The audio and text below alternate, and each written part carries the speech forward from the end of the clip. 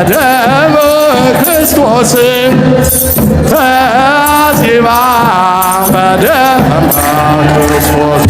ቅዱስ ሲኖዶስ ምልዓተ ጉባኤ ከዚሁ ከግንቦት 24 ጀምሮ ወይም ከሰኔ ጾም ጀምሮ በየአብያተ ክርስቲያናቱ ምህላ ጸሎት እንዲደረግ በወሰኑት መሰረት ሰላም፣ ፍቅር፣ አንድነት፣ መዋደድን እነዚህ በሙሉ የመንፈስ ስራዎች ናቸው፣ የመንፈስ ፍሬዎች ናቸው። ውስተ ኩሉ ምድር ወዛነ ገሮሙ ውስተ ኩሉ ምድር ወዛነ ገሮሙ ወስከ አጽናፈ ሃሌሉያ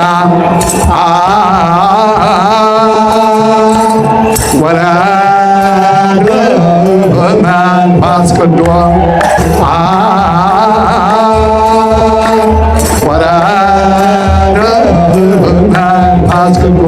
የተከበራችሁ የተወደዳችሁ ወደዚህኛ የሚታየውን ነገር ይዘን እንመጣለን። የማይታየውን ደግሞ ጸጋ፣ በረከት፣ እምነት፣ ፍቅር ይዘን እንመለሳለን ማለት ነውና አባቶቻችን ሐዋርያት መንፈስ ቅዱስን ተቀብለው ቀጥታ ወደ ስራ አልሄዱም። ወደ ስግደት፣ ወደ ጾም፣ ወደ ጸሎት ነውና ጾሙ ደግሞ ከሰባቱ አጽዋማት በአዋጅ የተነገረ ስለሆነ ሰውነታችንን በመቆጠብ በፍቅር ሆነን ጾሙን እንድንጀምር ያስፈልጋል ማለት ነውና እንኳን ለባለ ጰራቅሊጦስ በሰላም አደረሳችሁ። አንትሙሰ ንበሩ ሀገረ ኢየሩሳሌም እስከ ትለብሱ ኃይለ ማርያም። ልዩ ስሙ መንፈስ ቅዱስ የተባለው ለሐዋርያት የተሰጠበት ቀን ስለሆነ በድጋሚ እንኳን ለዚህ በዓል አደረሰን አደረሳችሁ።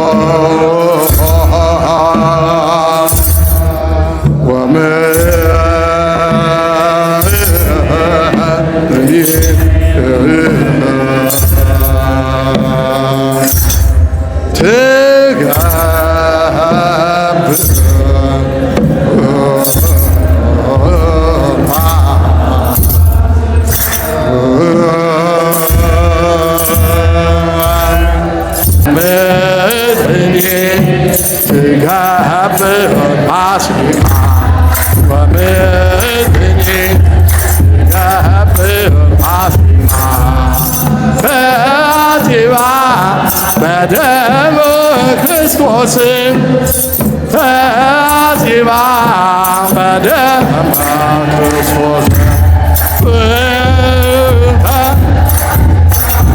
በደመ ክርስቶስ ተጺባ በደመ ክርስቶስ ወምድኅኒ ትገብር ፋሲካ ወምድኅኒ ትገብር ፋሲካ ተጺባ በደመ ክርስቶስ ወረደ ወረደ ወረደ ወረደ የሐዋርያት ወረደ ወረደ ወረደ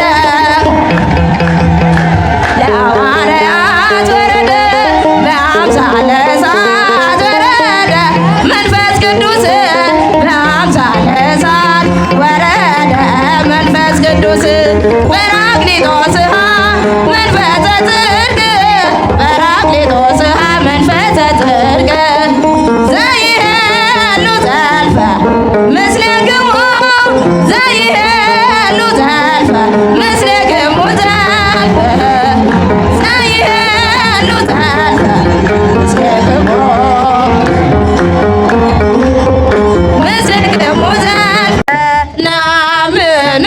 በመንፈስ ቅዱስ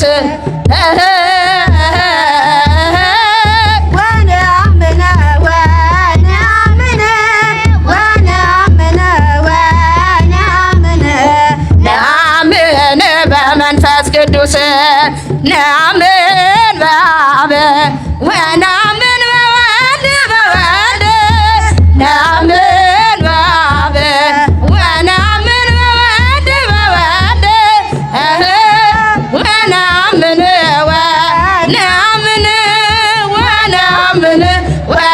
ወነአምን ነአምን በመንፈስ ቅዱስ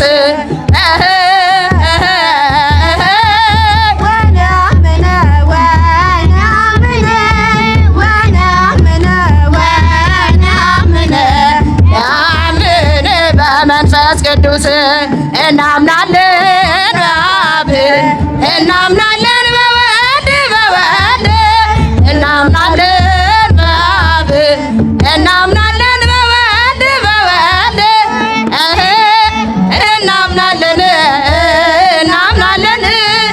እናምናለን እናምናለን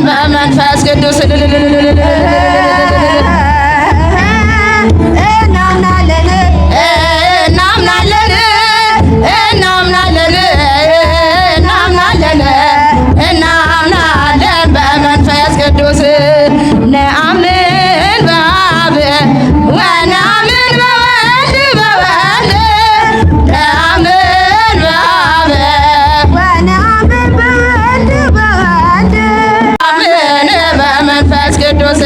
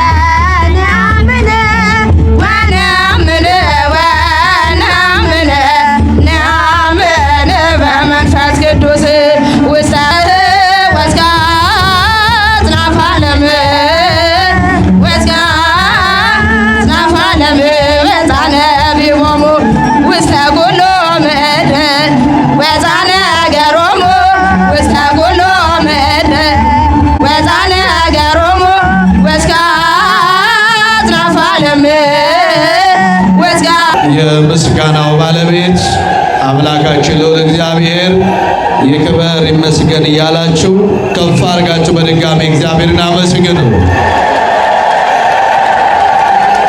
ምስጋናው ያነሳል። ከፍ አድርጋችሁ እግዚአብሔርን አመስግኑ።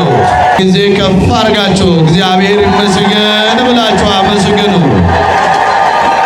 ገለኒ ዋቅየ ፍያተው ያውማኩ ያጎፍታኮ ገለቶ ምጅራቱ ዋቅየ ገለቴ ፈዳ ሁንዱም ቲኬኛ በከጅሮ ይላሉዳን ተስገቦፍኔ አከዳበኖፍ መቃ ዋቅዮችን ሲንጋፈና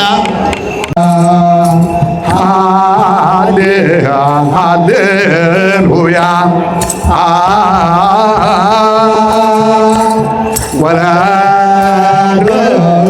መንፈስ ቅዱስ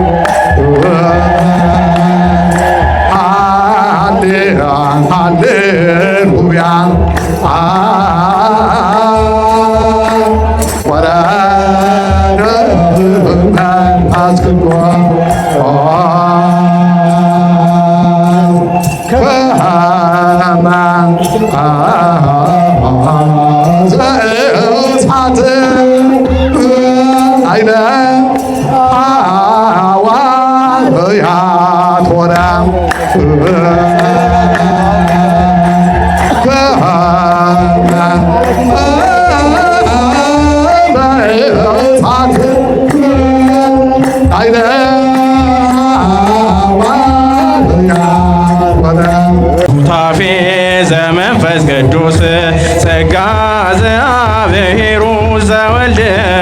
ሱታፌ ዘመንፈስ ቅዱስ ተውቦሙ ተውቦሙ ተውቦሙ ተውቦሙ ተውቦሙ ለሐዋርያት ተውቦሙ ተውቦሙ ተውቦሙ ተውቦሙ ተውቦሙ ለሐዋርያት ጸጋ ዘአብሔሩ ዘወልደ ሱታፌ ዘመንፈስ ቅዱስ በልዩ ስሙ መንፈስ ቅዱስ የተባለው ለሐዋርያት የተሰጠበት ቀን ስለሆነ በድጋሚ እንኳን ለዚህ በዓል አደረሰን አደረሳችሁ።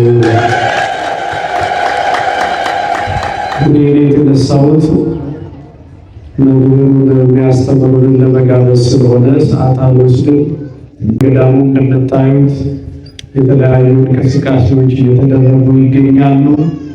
ቅድም በመምህሩ እንደተገለጠው በታላቁ በገዳሙ ትምህርት ቤት ቤተ መጻሕፍትን አስፋፍቶ በሚቀጥለው የትምህርት ዘመን በልዩ ሁኔታ ተማሪዎች ብቻ አይደሉም፣ የሰንበት ቤት አባላት፣ ሌሎቹም የቤተ ክርስቲያን አካላት የሚገለገሉበት ሰፋ ያለ ለየት ያለ የቤተ መጻሕፍት አደረጃጀት እንዲኖር የትምህርት ቤቱ የቦርድ አካላት እንዲሁም ደግሞ የስራ አስፈጻሚ ከርዕሰ መምህር ጀምሮ ያሉ ልዩ ልዩ የክፍል ኃላፊዎች በመነጋገር በእናንተ መካከል ለበረከት በ200 ብር ዕጣውን ገዝታችሁ በአንጻሩ አእምሮ የሚታነጽበት ሀሳብ የሚሰፋበት ሰው ሙሉ የሚሆንበት የቤተ መጻሕፍትን አገልግሎት የምታደራጁበት ትልቅ የበረከት ጥሪ ስለሆነ ይህንን በየበኩላችሁ አስተዋጽኦ እንድታደርጉ ዕጣውን በመቁረጥ ለዚህ ታላቅ አገልግሎት የራሳችሁን አሻራ እንድታሳልፉ በድጋሚ ለማጽናት ነው። በሁለተኛ ደረጃ በዚሁ በፊት ለፊታችን የምናያቸው የቤተ ክርስቲያኒቱ የቅጥሩ በሮች አሁን ባለው ሁኔታ ጠርዝ ተሰርቶ እያለቀ ይገኛል። ይህንን ታላቅ የጠርዝ ስራ ወንድማችን ኃይለ መድኅን የቤተ ክርስቲያናችን አገልጋይ እያስፈጸመልን ይገኛል። ከዚህ ቀጥሎ በሮችና ከላይ ጀምሮ የሱቅ በሮች የፊኒሽንግ ስራዎች ነው የሚቀረን። ስለዚህ ይሄንን የምትሰሩ ይሄ ድምፅ የሚሰማቸው የቤተ ክርስቲያናችን ልጆች በፊት ለፊት ያለው አጥር ተነስቶ ወደዚህ ሲጠጋ የነበረው ቴራዞ ስለተነሳ እሱንም ሙሉ ለሙሉ በልዩ መልኩ መስራት ስለሚገባን ሲሚንቶ፣ አሸዋ፣ ቴራዞ እንዲሁ ደግሞ ትንንሾቹ በሮች በተለይ ማሰራት እፈልጋለሁ የመድኃኔዓለም በረከት ይድረሰኝ የምትሉ ማስታወሻ በመላክ ጭምር ይህንን የበረከት ስራ እንድትሳተፉ በመድኃኔዓለም ፍቅር መጋበዝ እፈልጋለሁ። በቀጥታ የዕለቱን ታላቅ በዓል ከሌሊት ጀምሮ ብፁዕነታቸውን ወክለው መመሪያ ተቀብለው በዚህ ስፍራ የነበረውን አገልግሎት ሲያስፈጽሙ ሲያዙ አቅጣጫ ሲሰጡ የቆዩት የሀገረ ስብከታችን ዋና ስራ አስኪያጅ የዕለቱን የእግዚአብሔር ቃል ያስተምሩናልና በመረጋጋት የምትንቀሳቀሱ በልዩ ልዩ ሁኔታ ያላችሁ ሰዎች በጸጥታ በመቆም ዛሬ እግዚአብሔር መንፈስ ቅዱስ የሚሰጠንን በአባታችን ላይ አድሮ የሚናገረንን ሁላችን እንድንሰማ አጋብዛለሁ። በቀጥታ ወደ ሊቀ ካህናቱ ወስዳችኋለሁ። እንደምን አደራችሁ? እንደምን አደራችሁ? እንደምን ሰነበታችሁ? እግዚአብሔር አምላካችን በሰላም በጤና ጠብቆ ለዚህ ሰዓት ስላደረሰን ለሱ ክብር ምስጋና ይሁን። እንኳን ለባለ ጰራቅሊጦስ በሰላም አደረሳችሁ።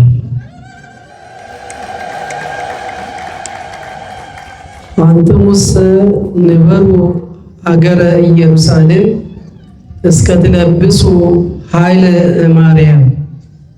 የሉቃስ ወንጌል ምዕራፍ 24 ቁጥር 49 ላይ እነዚሁ ጌታችን መድኃኒታችን ኢየሱስ ክርስቶስ በ40ኛው ቀን በዚህ ምድር ላይ ሌሎቹንም ስራዎቹን ፈጽሞ ወደ ሰማይ በሚያርግበት ሰዓት በቢታንያ አደባባይ ላይ የተናገረው ለደቀ መዛሙርቱ የሰጠ መመሪያ ነው። እናንተ ከላይ ኃይልን እስከምትለብሱ ድረስ ከኢየሩሳሌም ከተማ አትውጡ። እኔ አጽናኝ የሆነ መንፈስ ቅዱስን እልክላችኋለሁ። እሱ ያበረታችኋል፣ እሱ ያጸናችኋል፣ እሱ ብርታትን ይሰጣችኋል፣ እሱ ሰላሙን ይሰጣችኋል ብሎ ነው ለደቀ መዛሙርቱ መመሪያ የሰጣቸው።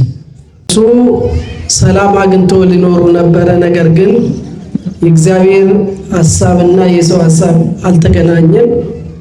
የነሱ ሐሳብ ከሸፈ። ጌታችን መድኃኒታችን ኢየሱስ ክርስቶስ ሞትን ድል አድርጎ ተነሳ። ሞትን ድል አድርጎ ከተነሳ በኋላ 40 ቀን ነው በዚች ምድር ላይ የቆየው። ለደቀ መዛሙርቱ እየተገለጸላቸው ሲፈሩ ሲሰጉ ነበርና በዚህ ቤት እየገባ ያበረታታቸው ነበር። ሰላም ለእናንተ ይሁን ይላቸው ነበር። ለምን?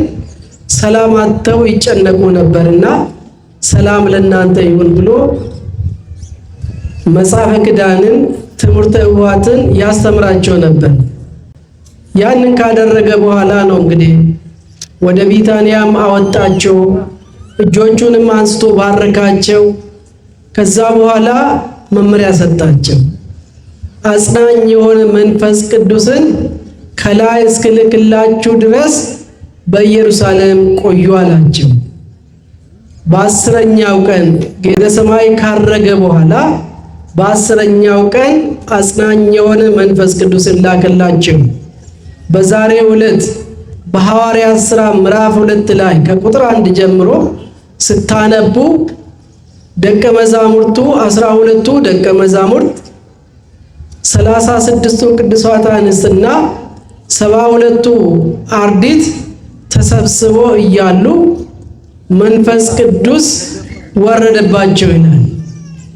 እነሱ የነበሩበት ቤት እንደ እሳት ላንቃ ሆኖ ሞላባቸው።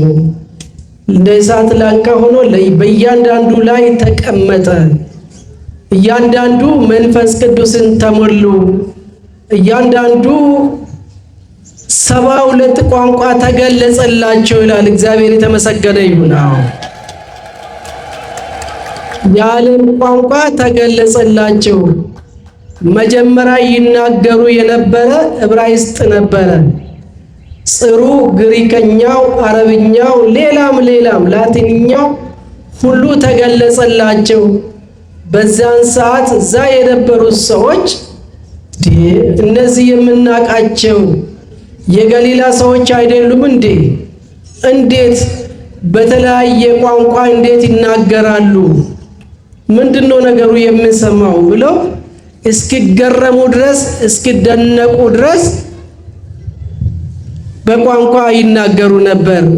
ደቀ መዛሙርቱ የጌታን ትእዛዝ የተቀበሉት በኢየሩሳሌም የተገኙት ሐዋርያት መንፈስ ቅዱስ ተገለጸላቸው ይላል። በዛሬው ዕለት መንፈስ ቅዱስን ተቀበሉ። መንፈስ ቅዱስ ባረካቸው። አጽናኝ ነው። መንፈስ ቅዱስ ማለት ጰራቅሊጦስ ማለት መስተሲ ነው፣ አጽኒ ነው። ያጸናል፣ ያስደስታል። እንደገና ደግሞ ጨካኝም ያደርጋል። መጨከን ለምን? ለክፋት ሳይሆን ለበጎ ነገር ያስጨክናል። አጽኒ የሚያጸና የሚያረጋጋ ያረጋጋል። ያዘኑትን የሚያረጋጋ የከፉትን ሁሉ የሚያስደስት መስተፍስ የሚያስደስት ተስፋ የቆረጡትን ሁሉ ተስፋ የሚሰጥ እና ደቀ መዛሙርቱ ተስፋ ቆርጦ ነበር። ብቸኝነት ይዟቸው ነበር። እንዴት እንሆናለን ብሎ ይሰጉ ነበር፣ ይፈሩ ነበር። ፍርሃቱን ሁሉ አስወገደላቸው መንፈስ ቅዱስ። ብርታቱ ሰጣቸው፣ በረቱ። ሰዎቹ እነዚህ ሰዎች በጠዋት የወይን ጉሽ ጠጥተው ነው ሰክረው ነው እንዲህ የሚናገሩት ብለው ይናገሩ ያሽሟጥጧቸው ነበር። ቅዱስ ጴጥሮስ እናንተ ሰዎች ለምን ትናገራላችሁ? በጣዖት አታምልኩ። ዛሬ የምናከብረው ወራዊ የቅዱስ ጊዮርጊስ በዓል ነው። በጣዖት ማምለክ ኃጢአት ነው። አምላካችሁ እግዚአብሔር ነው። በኢየሱስ ክርስቶስ እመኑ ብሎ እነ ዲዮቅልጥያኖስ ፊት ቆሞ ሊናገሩ የቻሉት መንፈስ ቅዱስ ስላበረታቸው ነው፣ ስላበረታው ነው። እና ስለዚህ እያንዳንዳችን በእግዚአብሔር ቤት ውስጥ እንድንሰበሰብ ያደረገን መንፈስ ቅዱስ ነው። ስለዚህ መንፈስ ቅዱስን እያንዳንዳችን ተቀብለናልና መንፈስ ቅዱስ የማይወደውን ስራ እንዳንሰራ ያስፈልጋል። በገላትያ ምዕራፍ 5 ላይ ቁጥር 17 ላይ የሥጋ ስራዎችና የመንፈስ ስራዎችን የመንፈስ ፍሬዎችን ይዘረዝራል። የሥጋ ስራዎች ምቀኝነት፣ አድመኝነት፣ ስካር፣ ዝሙት፣ ስርቆት፣ ጣዖት ማምለክ፣ እነዚህ ዘፋኝነት፣ የተለያዩ ነገሮች እነዚህን ልትሰሩ አይገባም ይላል። እነዚህን አታድርጉ። እነዚህን የሚሰሩት እነዚህን የሚያደርጉት የእግዚአብሔርን መንግሥት አይወርሱም ይላል። ጣዖት የሚያመልኩ፣ የሚሰክሩ፣ የሚሰርቁ፣ የሚዋሹ፣ ዝሙት የሚሰሩ የእግዚአብሔርን መንግሥት መውረስ አይችሉም ይላል የእግዚአብሔር ልጆች። ስለዚህ አትዋሹ፣ አትስረቁ፣ ዝሙተኞች አትሁኑ ይላል የእግዚአብሔር ቃል። ይሄንን የምታደርጉ ከሆነ መንፈስ ቅዱስን ተቃወማችሁ ማለት ነው። እና በዛው ላይ የመንፈስ ፍሬዎቹን ደግሞ ይዘረዝራል። የመንፈስ ፍሬዎች ሰላም ይላል። የሰው ልጅ ሁሉ በሰላም እንዲኖር መንፈስ ቅዱስ ሰላምን ይሰጣል። ያዘኑትን ያረጋጋል። ያዘኑትን ሁሉ ያበረታታል። ያዘኑትን ሁሉ ያጽናቸዋል። በሰላም እንዲረጋጉ ያደርጋቸዋል። ሰላም፣ ፍቅር፣ አንድነት፣ መዋደድን ሁሉ እነዚህ ሁሉ የመንፈስ ስራዎች ናቸው ይላል። ፍቅር፣ አንድነት፣ የዋህነት፣ በጎነት፣ ትዕግስት፣ ራስን መግዛት ራስን መግዛት እነዚህ በሙሉ የመንፈስ ስራዎች ናቸው፣ የመንፈስ ፍሬዎች ናቸው። እነዚህን ስሩ። እነዚህን የምትሰሩ ከሆነ በእናንተ ላይ ሕግ የለም። እነዚህ የሚከለክላችሁ ሕግ የለም። እነዚህን በርትታችሁ ዕለት በዕለት አከናውኑ ብሎ ሐዋርያው ቅዱስ ጳውሎስ ለገላትያ ሰዎች ጽፎላቸዋል። ለምን ይከራከሩ ነበር? የገላትያ ሰዎች ከመንፈስ ቅዱስ ጋር ተቃራኒ ሐሳብ ያቀርቡ ነበር። እርስ በርሳቸው ይጣሉ ነበር። እርስ በርሳቸው ይለያዩ ነበር። ጣዖት ያመልኩ ነበር። ሟርተኞች ነበሩ። ያልሆነ ስራ ይሰሩ ነበር። እግዚአብሔርን ያሳዝኑ ነበር። ዝሙተኞችም ነበሩ። ስለዚህ ይህንን የምታደርጉ ከሆነ የእግዚአብሔርን መንግሥት አትወርሱም ነው ያላቸው። ስለዚህ እያንዳንዳችን የሥጋ ስራዎችን እንዳንሰራ ራሳችንን ማገት ያስፈልጋል። ከዛ መከልከል ያስፈልጋል። እነዚህን እንዳንሰራ መንፈስ ቅዱስ ይከለክለናል። ይሄ ስራ በእግዚአብሔር ዘንድ አጸያፊ ነው። የእግዚአብሔር ልጅ የሆነ ሰው ይህንን ስራ አይሰራም። ስለዚህ እንዲህ አይነት ስራ አትስሩ ብሎ ለገላትያ ሰዎች ጽፏል። ስለዚህ እኛም ይህ መልእክት ይመለከተናል። የእግዚአብሔር ልጆች በ40ው ቀን የእግዚአብሔር ልጅ ሆነን የእግዚአብሔር ልጅነትን ያገኘን፣ በ80ው ቀን የእግዚአብሔርን ልጅነት ከእግዚአብሔር ያገኘን እናቶችም እህቶችም ይህ ቃል ይመለከተናል። ስለዚህ ምቀኞች መሆን አያስፈልግም። አድመኞች መሆን አያስፈልግም። በጥል ፋንታ ፍቅር አለ። በጥል ፋንታ ሰላም አለ። በሰላም እንድንኖር ነው፣ እንድንፋቀር ነው፣ እንድንዋደድ ነው። እኛ ስንዋደድ ማን ይወደናል? ማን ነው የሚወደን? እኛ ርክበ ካህናት፣ የብፁዓን ሊቃነ ጳጳሳት፣ ቅዱስ ሲኖዶስ ምልዓተ ጉባኤ ከዚሁ ከግንቦት 24 ጀምሮ ወይም ከሰኔ ጾም ጀምሮ በየአብያተ ክርስቲያናቱ ምህላ ጸሎት እንዲደረግ በወሰኑት መሰረት አስቀድሞ በገዳማችን በብፁዕ አቡነ ጎርጎርዮስ የምስራቅ ሸዋ ሀገረ ስብከት ሊቀ ጳጳስ መልካም ፍቃድ በገዳሙ ዓመቱን ሙሉ የመሐረና አብ ጸሎት እንዲደረስ በተሰጠው አቅጣጫ መሰረት ከነገ ጀምሮ ባሉት ቀናት የመሐረና አብ ጸሎቱ ይቀጥላል። ነገ የእናታችን የቅድስት ክርስቶስ ሰምራ ወራዊ በዓል ስለሆነ በጠዋቱ መርሃ ግብር በቀድሞ ቤተክርስቲያን በመቃኞ ማለት ነው። በዛ በጠዋቱም እንዲሁ ከሰዓት በኋላ በቅዳሴው ማታ በጉባኤ እናሳልፋለን። ከ25 ጀምሮ ግን ሁላችሁ ምዕመናን ባለፈው በአብይ ጾም እንዳደረግነው በውስጥ በኩል ከመነኮሳቱ ከሊቃውንቱ ከዲያቆናቱ ጋር በጋራ የመሐረና አብ ጸሎት የምናደርስበት ጊዜ ነውና ይህንን የተወደደ ጊዜ በጋራ እንድንገለገልበት የቅዱስ ሲኖዶስ የአባቶቻችንም ጥሪ ተቀብለን በዚህ አገልግሎት ላይ ዘወትር ከ11 ሰዓት ጀምሮ ማታ እንድንሳተፍ የገዳማችን መልእክት ነው።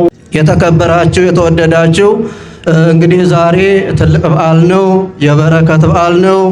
ቅድም በመምህር አብርሃም ሲጠቀስም እንደነበረው የቀደሙ አባቶች ይህችን ዕለት የበረከት ቀን የልደት ቀን ብለዋታል ብለው ሲነግሩን ነበርና የበረከት በዓል እንግዲህ ጌታ አበይት በዓላት የሚባሉት 9 ናቸው። ከ9ኙ አበይት በዓላት ዛሬ አከበርነው በዓለ መንፈስ ቅዱስ። መንፈስ ቅዱስ ለአባቶቻችን በእውነቱ የተሰጠበትና እነሱም ደግሞ እንዳይፈሩ እንዳይጨነቁ እነሆ በአብ በወልድ በመንፈስ ቅዱስ እያጠመቃቸው ደቀ መዛሙርቴ አድርጓቸው እኔ እስከ ዓለም ፍጻሜ ድረስ ከናንተ አልለይም ያለ ቸሩ መድኃኔዓለም እንግዲህ እነሱ እንዲበረቱ እንዲጠነክሩ ዓለምን አልጫ የነበረውን ዓለም እንዲያጣፍጡ መንፈስ ቅዱስ የተሰጠበት ትልቅ በዓል ነውና ይህንን ለማክበር ያደረሰን ቸሩ መድኃኔዓለም ስሙ ለዘላለም የተመሰገነ ይሁን። እዚህ ያሉት ደግሞ መነኮሳቱ በአጠቃላይ አባታችን መምህራችን በእውነቱ መላከ ጽዮን አባ ጳውሎስ ወንጌላዊ ናቸው። የልማት ሰው ናቸው። የፍቅር ሰው ናቸው። የትሕትና ሰው ናቸው። የበረከት ሰው ናቸው። ይኸው እንግዲህ የተመጡ ጀምሮ ብዙ የልማት ስራ እየሰሩ እናንተንም እያበረቱ ይገኛሉና እንግዲህ እሳቸውንም ከሙሉ ጤንነት ጋራ እንደዚሁ ያኑርልን። በዚህ ያሉትን ሁልጊዜ እናንተን የሚያስተምሩትን ወንጌልን እየፈተፈቱ የሚያጎርሱትን መምህራኑንም እነሱንም በሕይወትና በጤና ይጠብቅልን። ሁላችሁንም ይባርካችሁ ይቀድሳችሁ። ስጦታችሁን ሁሉ ይባርክላችሁ ይቀድስላችሁ። የተከበራችሁ የተወደዳችሁ ወደዚህ እኛ የሚታየውን ነገር ይዘን እንመጣለን። የማይታየውን ደግሞ ጸጋ፣ በረከት፣ እምነት፣ ፍቅር ይዘን እንመለሳለን ማለት ነውና አባቶቻችን ሐዋርያት መንፈስ ቅዱስን ተቀብለው ቀጥታ ወደ ስራ አልሄዱም። ወደ ስግደት፣ ወደ ጾም፣ ወደ ጸሎት ነውና እንግዲህ ቅድም መምህር አብርሃም እንደተናገሩት ሁሉ ነገ እነሱ የሐዋርያት ጾም እነሱ የጀመሩት ስለሆነ ጾሙ ደግሞ ከ7ቱ አጽዋማት በአዋጅ የተነገረ ስለሆነ ሰውነታችንን በመቆጠብ በፍቅር ሆነን ጾሙን እንድንጀምር ያስፈልጋል ማለት ነውና እንደተባለው በዚህ በገዳሙም ደግሞ መሐረና አብ ተጀምሯል። መሐረና አብ ደግሞ ከእግዚአብሔር ጋር የሚያገናኝ ነውና እንግዲህ መሐረና አብ እያልን ቸሩ መድኃኔዓለም እንጠይቀው ለማለት ነው። ቀሪ ሰዓታችንን ይባርክልን ይቀድስልን ዘንድ ቅዱስ ስሙን አባታችን ብለን እንጠራለን። አቤቱ ጌታ ሕዝብህን አድን፣ ርስትህን ባርክ፣ እስከ ዘላለሙ ድረስ ጠብቃቸው፣ ከፍ ከፍም አድርጋቸው። በአንድ ልጅ በጌታችንና በመድኃኒታችን በኢየሱስ ክርስቶስ በክቡር ደሙ ያጃትን ቅድስት ቤተ ክርስቲያንን ጠብቃት። ለነገሥታትና ለመኳንንት የሆነ ዝበር በዚህ ቤተ ክርስቲያን መጥታችሁ ተሰብስባችሁ የጸለያችሁ ያስቀደሳችሁ አስራታችሁን በኩራታችሁን ሁሉ የሰጣችሁትን ቸሩ መድኃኔዓለም ይባርካችሁ ይቀድሳችሁ። ቅዱስ ሥጋውን የበላችሁ ክቡር ደሙንም የጠጣችሁ በማወቅ ወይም ባለማወቅ የሰራችሁትን ኃጢአታችሁን ሁሉ ይቅር ይበላችሁ። ሥጋ መለኮት ስለሚባል ሰው የግድና የሥርዓት ደም ስለሚሆን ደሙ ያሸናፊ የእግዚአብሔር ልጅ በድንጋሌ ሥጋ በድንጋሌ ሕሊና ሕትምት የምትሆን የማርያም ልጅ ኢየሱስ ክርስቶስ ባለፈው ይቅር ይበላችሁ፣ በሚመጣው የሚጠብቃችሁ እኔንም እናንተንም ለመንግሥተ ሰማያት የተዘጋጀን የበቃን ያደርገን ዘንድ 12 ጊዜ እግዚኦ መሐረነ ክርስቶስ እንበል።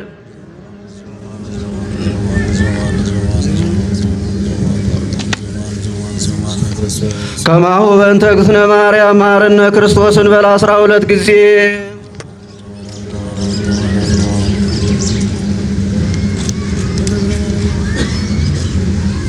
ክርስቶስ ተንሥአ እሙታን አሰሮ ለሰይጣን ሰላም ኮነ ፍስሐ ወሰላም። ኦ እግዚእ ኢየሱስ ክርስቶስ ስረይ ኃጢአቴ ወኃጢአተ ኩሉ ሕዝብከ እማይሰራ ኃጢአት እግዚአብሔር ይፍታ። ምስለ ኩልክሙ